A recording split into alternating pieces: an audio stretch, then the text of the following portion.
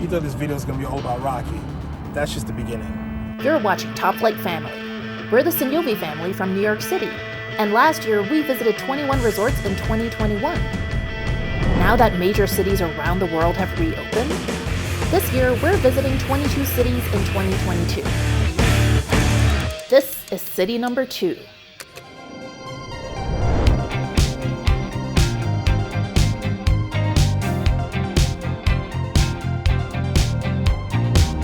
The city of Philadelphia is known for many things. The Liberty Bell, the cheesesteaks, Will Smith. In West Philadelphia, born and raised. But one thing that has always fascinated me about the city is Rocky. More specifically, why it is that Rocky, a fictional boxer, is so celebrated in this city, when Philadelphia has so many real-life boxing heroes it could look up to instead, like Jersey Joe Walcott, Joe Frazier, or Bernard Hopkins, just to name a few. On our recent trip to Philadelphia, we set out to try and answer this question. And the best way to start was by booking the Yo Philly Rocky film tour led by beloved local and professional Rocky impersonator, Mike Kunda. Good morning. Well, good morning. Hey, Mike. Hi, Mike. Nice to meet you guys. That real pleasure. Hi, girls. How are you? Good. Carmen. A real pleasure. Nice to meet you. We're excited. You guys ready? Yeah. Okay.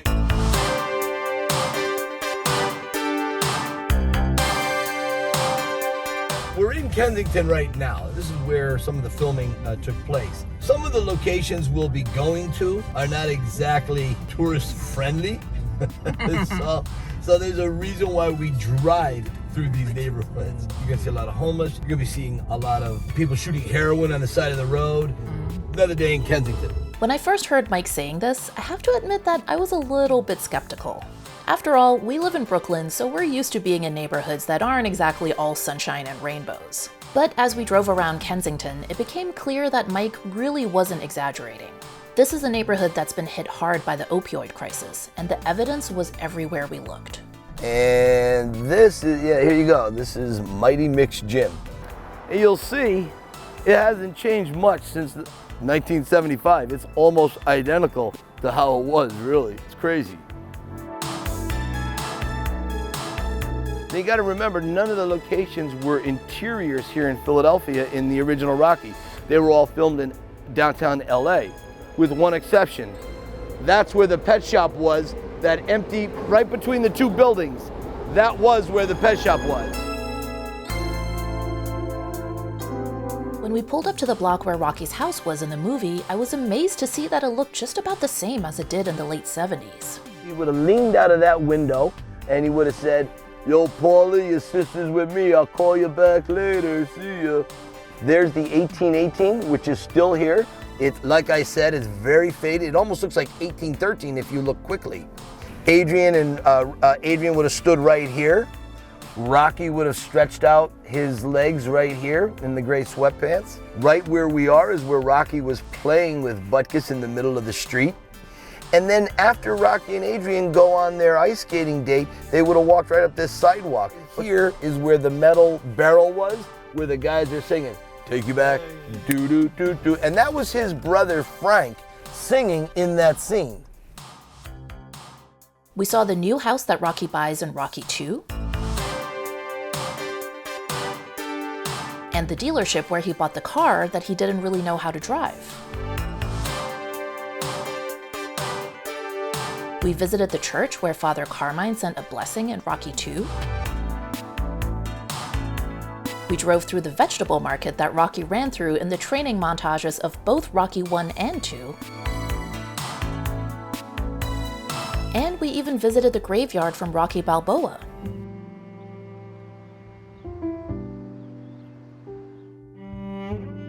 While we were at the graveyard, we got to chatting with Mike and some of the surprising facts about who takes his tour.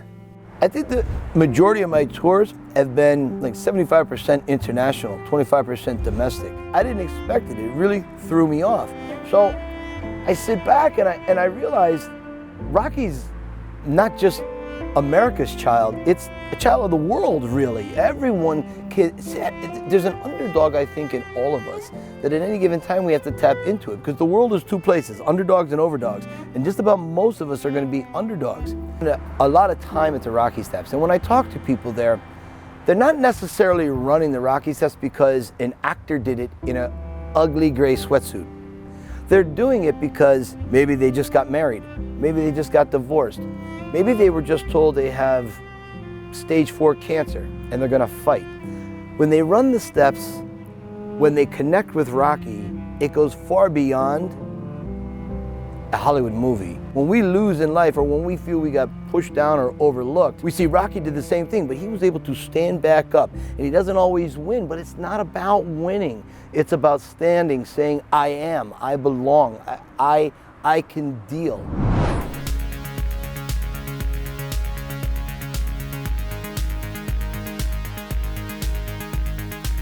So Mike from the Yo Philly Tour kind of challenged us to try some boxing while we're in Philly, so we are here at Rumble.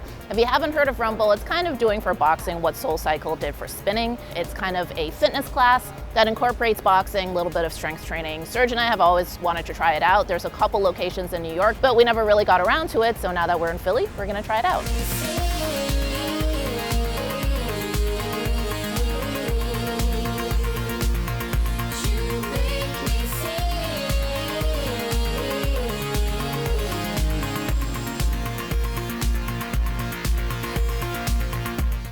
The class is really good. You're gonna burn a lot of calories. It's good. They work on technique also, which is really good also. It's definitely not a traditional boxing class, but this could be a gateway to really want to get deep into boxing. But it's really good. I really like the class.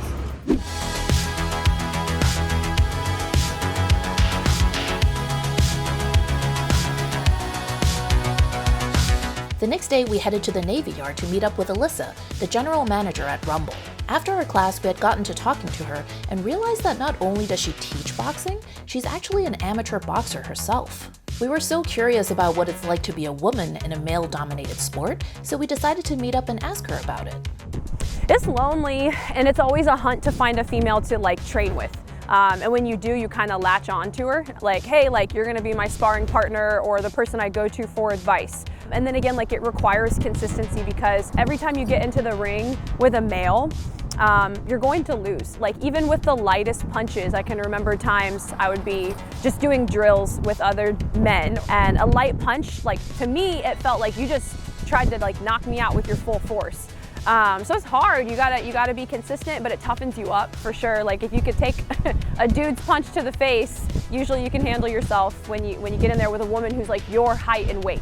You have to learn how to accept that you're not gonna always win, you're not gonna always be the best. And growing up, I competed in a lot of different things and generally was very good at most of the things. So it's a sport that humbles you. It requires that you keep coming back, right? Because each time you get better and better, and you can't just be good at it, you have to continue to spar, you have to continue to fight and have that experience, and that's how you become a good fighter. So it humbles you, it requires consistency, it requires you to push through the worst of times. Like sometimes I would cry because I would get beat up so bad, you know? Or I'd be embarrassed or like ashamed of myself. So you have to like let go of that pride and kind of like dig deep down inside yourself to keep pushing forward. That helped me through work situations, past relationships, I mean, you name it, like a lot of scenarios where I'm like, I know I can push through this because I've pushed through physically harder things. Yeah. So remember how Alyssa mentioned that she competed in a lot of things when she was younger? Turns out one of those things was beauty pageants. Alyssa competed within the Miss America organization for about 5 years and learned a lot about herself from the experience. It shaped me to figure out who I did not want to be. This is like the early teens of the 2000s, right? So curly hair wasn't cool yet. So I was straightening my hair all the time to the point that I was like, I hated my hair, you know? Like, oh, if it gets curly, if it gets wet, what am I gonna do? Like I would have these little meltdowns. So that was something for me that was like really strange because it's a part of my identity. It's a part of who I am. It's not going away, right? But I was like trying to hide it. They also really did not want women with muscles at the time. I would do everything I could in terms of training to not put muscle mass on so that I did not look strong, which is the exact opposite of what I want to be now. I just want to be strong. I don't want to hide who I am anymore. I don't want to pretend like I'm not a strong person, and I'm never straightening my hair again. Why do you always find the biggest stick every place we go? It was so inspiring to hear Alyssa's story, and we really hope she keeps at it, and hopefully next time we're in Philadelphia, we can go to one of her fights. We took the girls to Candytopia, a fun candy-themed pop-up that we had visited before when it was in New York.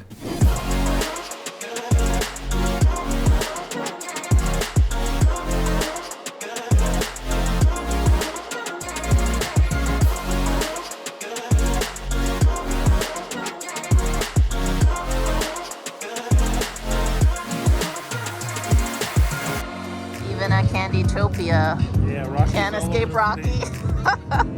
Everywhere. So you might be wondering, where are we staying in Philly? Well, we actually rented a 2-bedroom apartment through Sonder, and let me take you on a quick tour. So this is the kitchen area. Nice big fridge, dishwasher. This has worked well. This is the living room, and you'll forgive this tour. This is a very authentic lived-in look at where we're staying. Here is one of the bathrooms. This is the girls' room. Hi, girls. Nice big closet, so that's been nice, a lot of closet space. And then I really like this feature right here because this is a full washer dryer. Serge is in the second bathroom right now, taking a shower. Here is another big closet, and excuse the mess, this is our bedroom. And the views are not the greatest, which is why the blinds are closed, but it's been a comfortable place to stay, lots of space, very comfortable. So Philadelphia is a really short drive from New York, so because of that, we've been to the city quite a few times already. We've done a lot of the touristy things here already. So on this trip, one thing we really wanted to do was see a different side of Philly. I think with every city, the side of the city that tourists see is very often quite disconnected to the experiences of everyday residents, right? Where people actually live, where they actually work.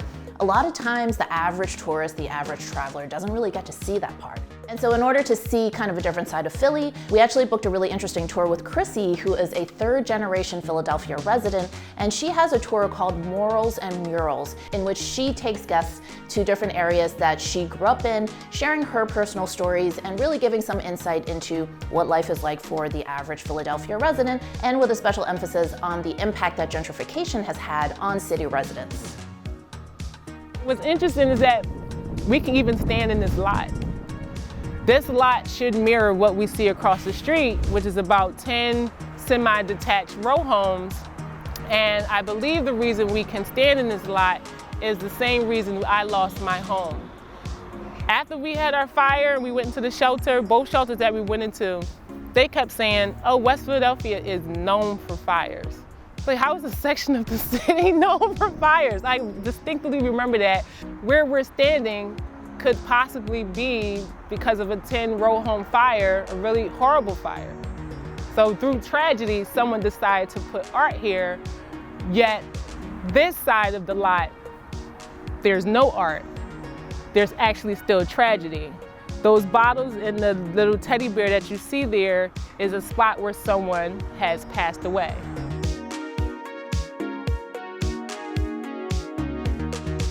We are officially in Templetown, unfortunately. I still call it North Philly. And this area is where I literally grew up. Every city or town, they always have a hospital they said is not that great care. Ours was called St. Joseph. That's where my grandma actually passed away. We had to pull the cord. It is now called the Civic. So instead of them improving the actual hospital, they actually sold it and turned it into apartments. Behind you. On the day that my grandmother passed away, this hospital looked exactly like this. But now, for $1,700, you can get a 695 square foot apartment and be close to downtown. No one came to the open house and said, hey, did anybody die here?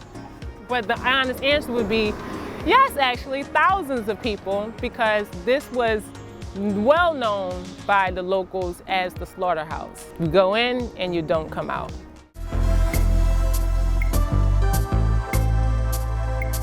We took the train over to Max's Cheesesteaks, a longtime North Philly institution. They're known for their cheesesteaks, of course, but the attached Eagle Bar is also a popular local watering hole that was actually featured in Creed 1 and 2, the Rocky sequels and spin-offs. You guys, Michael B. Jordan sat right here. Ella, how does it feel? Please take him and take me.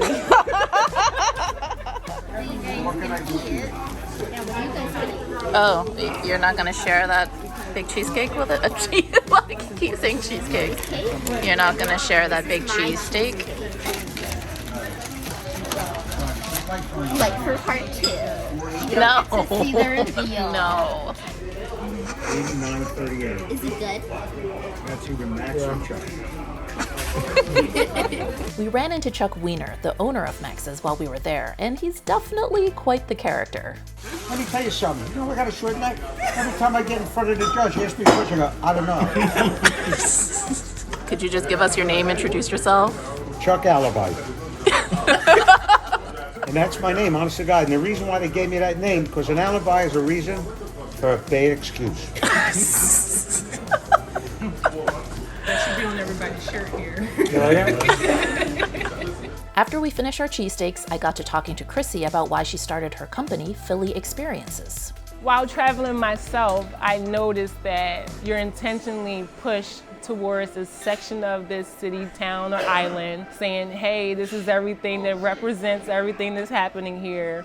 But just turning a corner on any street in Philadelphia and going 5 blocks further, you'll see that that's not true. We're more than the Rocky Steps, and we're more than the Art Museum. We're more than the Liberty Bell. You can go and enjoy every single one of the tourist attractions and then dive into real, true Philly culture. You can't come to Philly with any assumptions because we're going to prove you right and wrong in the same day. After our tour with Crissy, the girls really needed to burn off some energy, so we took them to Sky Zone Trampoline Park.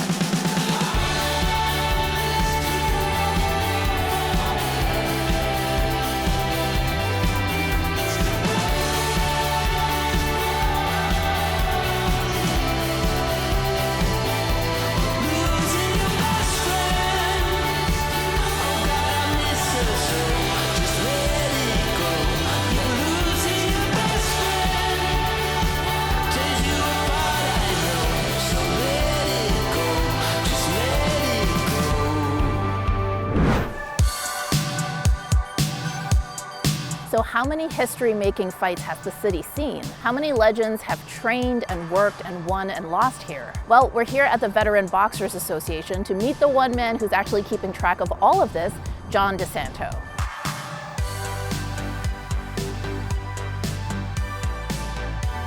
This space is a bar, a clubhouse, and a museum all rolled into one. As he showed us around, John told us about the history of the Veteran Boxers Association. The organization was founded back in 1935 to support the boxing community, in particular to help retired boxers who were going through hard times. The Philadelphia branch is known as Ring 1 since it was the first one to be established. John's own website, phillyboxinghistory.com, has become a 501c3 and has taken on a similar mission.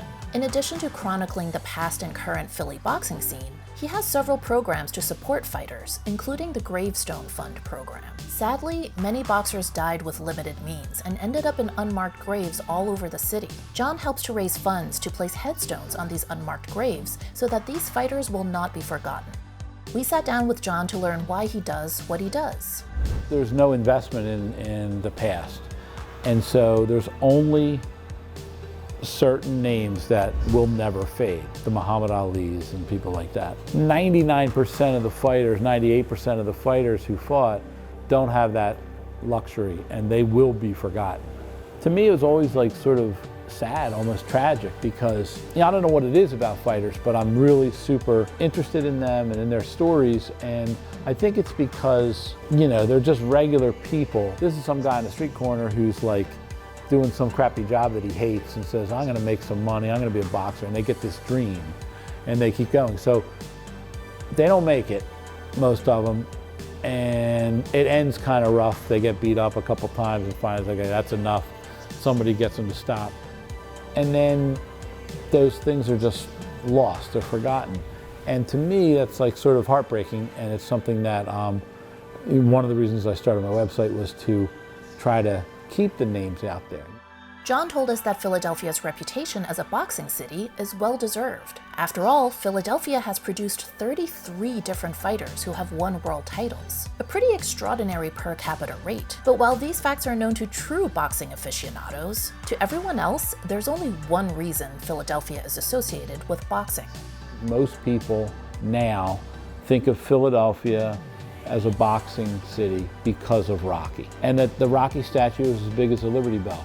Probably bigger. Everybody comes here and they want to see the Rocky statue. Rocky isn't a real fighter. A lot of people here don't like Rocky because of that. He's not a real fighter. Sylvester Stallone in the movie Rocky probably made more boxing fans than Muhammad Ali did. You know, Muhammad Ali is the greatest, fighter of ever. I'm a big fan of the movie. To me, it's a brilliant portrayal of a fighter, and he really has that Philadelphia spirit.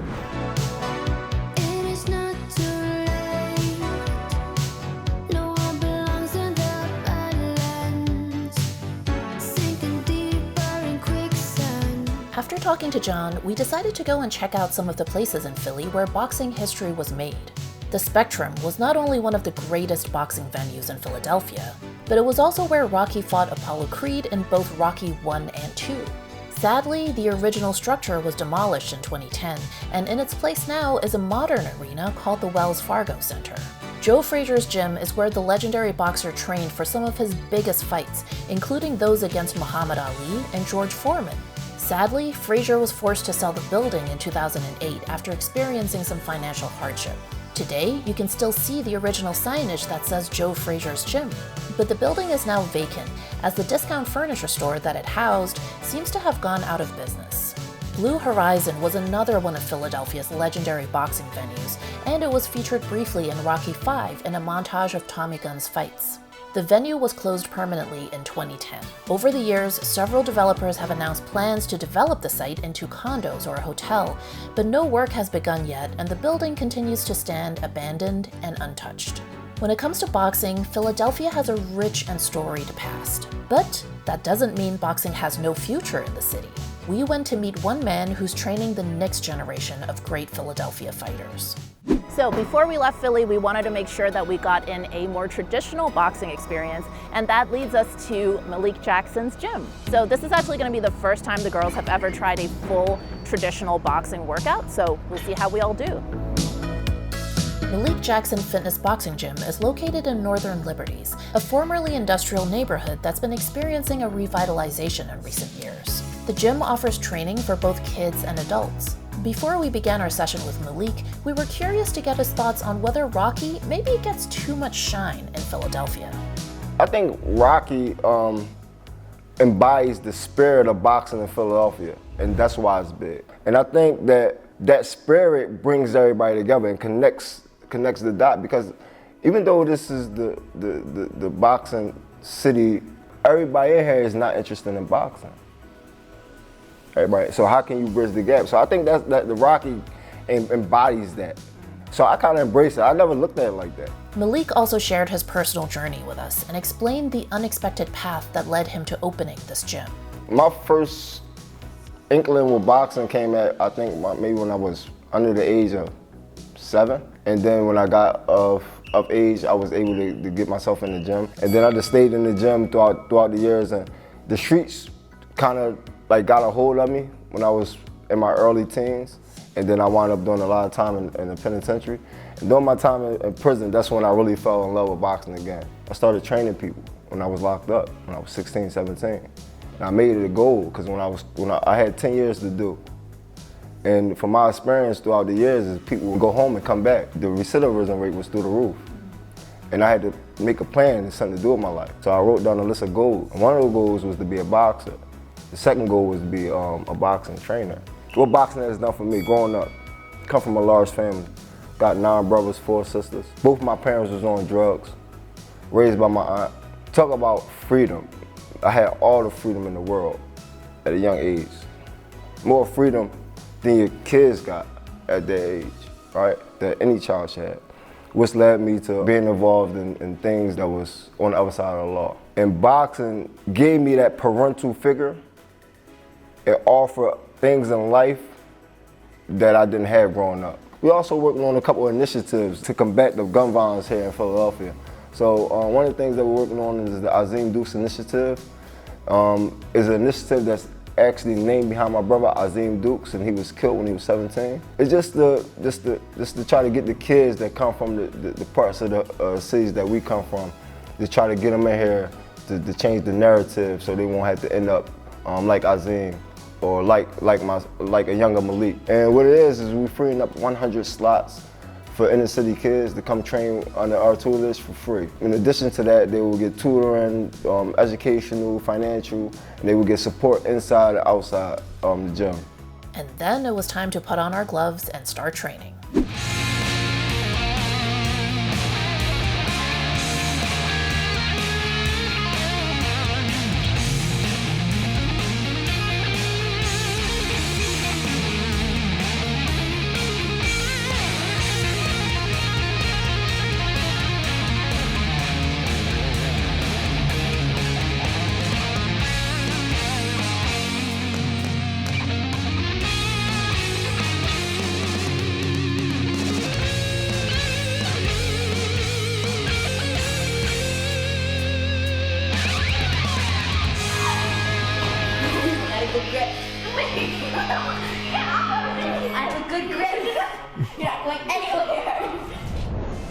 When we began this trip, I thought that we'd meet many locals who had a problem with the fact that Philadelphia seems to do more to celebrate Rocky, a fictional boxer, than it does to celebrate its real-life boxing heroes. What I didn't expect is that so many people we met felt the opposite way. To many Philadelphians, the movie Rocky is not only a compelling portrait of an everyman who's trying to stand up to life and protect his dignity, it also captures the essence of the city of Philadelphia in a way that few other movies ever have. The blue-collar, hardcore mentality, work ethic that's in this city. For a very long time, Philadelphia is in between New York and Washington. So you've got the elite of both worlds, political, the show world, the wealthy, and Philly is in the middle. What is Philadelphia? The East Coast has kind of beat up on Philly unjustly for a long time, and we see that in Rocky. Rocky gets beat up from everybody in the first half of the movie. Everyone's complaining and yelling about Rocky or to him. And I think Rocky, the representation is the stick-to-itness of the city of Philadelphia. The perseverance is another thing, and it's just that underdog mentality. I mean, my God. And that's the thing with Rocky. He realizes it isn't about winning. The realization hits him that he just cannot win. So, but what can he do? No one's gone the distance with Creed before. And if Rocky can just be standing at the end of the fight, a simple request to be standing, he will no longer consider himself another bum from the neighborhood. So many of us are never gonna have a driveway full of Lamborghinis, a pet robot, or fight the Russian heavyweight champion. But a lot of us just wanna stand up and say we matter. And keep punching is just a key thing. Because that's what Rocky does. Keep going at life. Don't let life push you down, and try to live it on your terms. Okay, that was city number 2 of the 22 cities we are visiting in 2022. If you'd like to check out city number 3, just click that video right there. If you haven't already, please subscribe and turn on notifications. And follow us on TikTok and Instagram at Top Flight Family. Thanks for watching, and we'll see you in the next video.